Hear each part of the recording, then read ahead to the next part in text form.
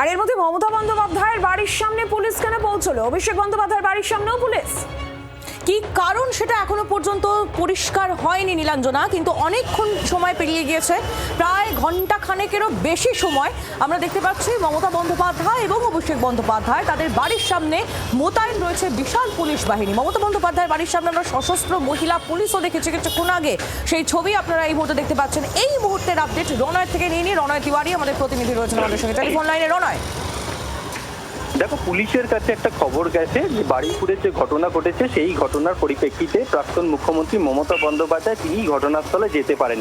এমনকি দোলা সেনের বক্তব্য, যে দোলা সেনও যেমনটা বলছেন যে তিনি ভেবেছেন যে তিনি যাবেন। এরপরে পুলিশ মহলে কিন্তু এই খবরটা পৌঁছায় একেবারে লালবাজার পর্যন্ত।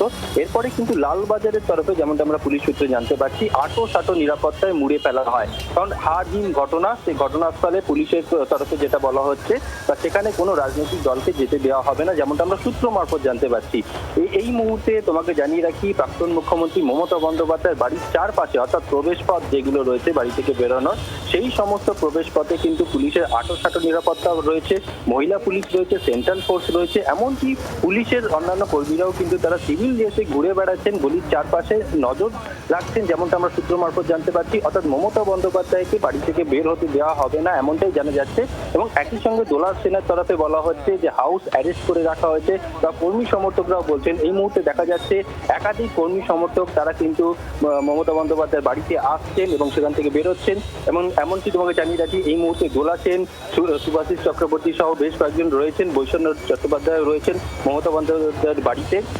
এবং এই মুহূর্তে গেটের, অর্থাৎ রাস্তার যে দুপাশ, সেই দুপাশে কিন্তু ব্যারিকেড করে রাখা হয়েছে পুলিশের তরফে, এবং পুলিশের তরফে কিন্তু নজরদারি চালানো হচ্ছে প্রাক্তন মুখ্যমন্ত্রী মমতা বন্দ্যোপাধ্যায়ের বাড়ির চারপাশে। কাহিনী রনয়, ধন্যবাদ, নজর রাখো।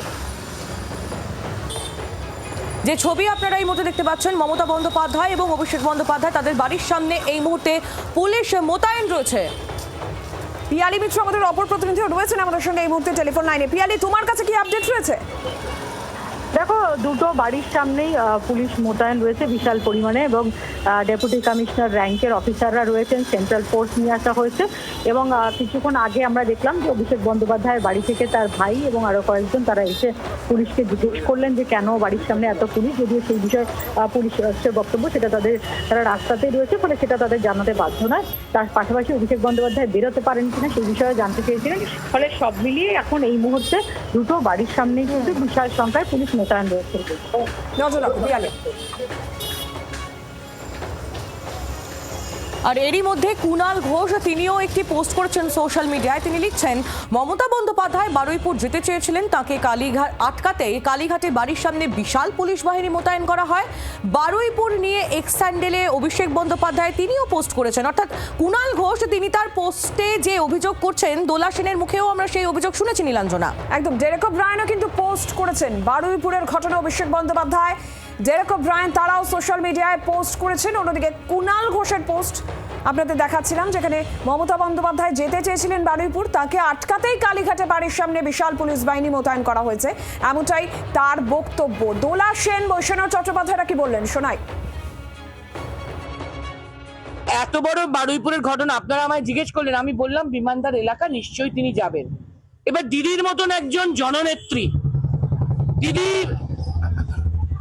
7 বারের এমপি, 6 বারের কেন্দ্রের মন্ত্রী, 3 বারের মুখ্যমন্ত্রী, তিনি জননেত্রী, তিনি মামাটি মানুষের নেত্রী, তিনি মাস লিডার।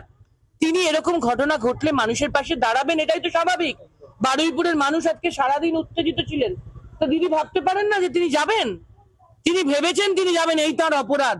আপনারা গিয়ে দেখুন তো হরিশ্বর সিটের মুখে, মনে হচ্ছে এমার্জেন্সি, জরুরি অবস্থা।